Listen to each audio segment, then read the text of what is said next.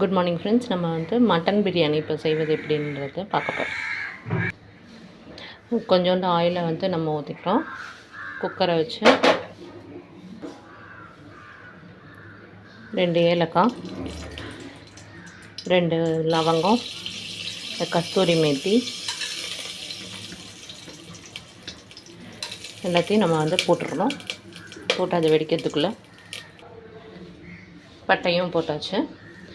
2 பச்சை மிளகாய் கட் பண்ணி வச்சுருக்கேன், அதையும் போட்டுட்டோம். போட்டதுக்கப்புறமா சும்மா ஒரு ஃப்ரை மாதிரி வந்து கொடுத்துக்கலாம். நல்லா ஃப்ரை.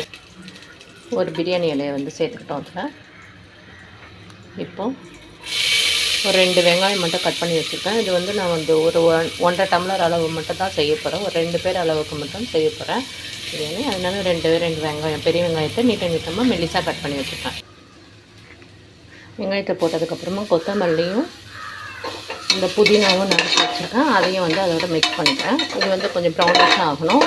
நல்லா ப்ரௌனிஷ் ஆகிடுச்சு. வெங்காயமும் அதுவும் கொஞ்சம் ஒரு 2 வதக்கு மட்டும் ஈஸியாக வந்து வதங்கிடு சீக்கிரமாக. அப்புறம் தக்காளியை சேர்த்துடுறேன். 2 தக்காளி, 2 பெரிய வெங்காயம், கொஞ்சோண்டு கொத்தமல்லி, கொத்தமல்லி, புதினா எல்லாத்தையும் வந்து இதில் வந்து சேர்த்துக்கிறேன். நல்லா வதக்கி விட்றேன். கூட வந்து கொஞ்சம் தக்காளியெலாம் நல்லா வதங்குறது. இந்த இதை வதங்கினா தான் வந்து பிரியாணி நல்லாயிருக்கும். அதனால் நம்ம என்ன பண்ணணும்னா கூட வந்து கொஞ்சோண்டு கல்லுப்பு சேர்த்துக்கணும். நான் தேவையான அளவு ஒரு 2 ஸ்பூன் அளவு சேர்த்துக்கிறேன் கல்லுப்பு.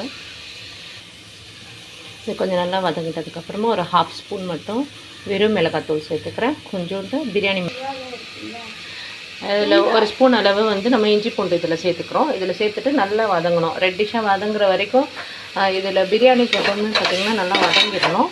நல்லா வதங்கிட்டோன்னா வந்து நல்லா டேஸ்டியாகவும் எம்மியாகவும் இருக்கும். ஆல்ரெடி வந்து நான் மட்டனை வேக வச்சு வச்சுருக்கேன். ஒரு 1/4 கிலோ அளவு மட்டனு, அதையும் இதோட சேர்த்துக்கிறேன். மட்டன் வேக வைக்கிறதுக்கு கொஞ்சோண்டு புதினாவும் உப்பும் போட்டு கொஞ்சம் மஞ்சத்தூள் போட்டு நல்லா வேக வச்சு வச்சுருக்கிறேன். நம்ம வந்து இதில் மிளகாத்தூள், வெறும் மிளகாத்தூள் போட்டிருக்கோம். இதுலேயே வந்து ஃபுட் கலர் இருக்கும். ஃபுட் கலர் வேணும்னா நம்ம வந்து கொஞ்சோண்டு ஒரு பிஞ்ச் அளவு வந்து சேர்த்துக்கலாம். ஏன்னா கொஞ்சமாக தான் செய்கிறோம், நம்ம அதுக்கேற்ற மாதிரி நம்ம செஞ்சுக்கலாம். இப்போது ஆல்ரெடி வந்து ஒரு 1.5 டம்ளர் அளவு பாஸ்மதி ரைஸ் எடுத்து இதோட வந்து கழுவி வச்சுருக்கேன், அதோட சேர்த்துறோம். இந்த பிரியாணிக்கு வந்து நம்ம சேர்த்துறோம். இதிலே வந்து வாட்டரை அளந்து வச்சுருக்கேன்.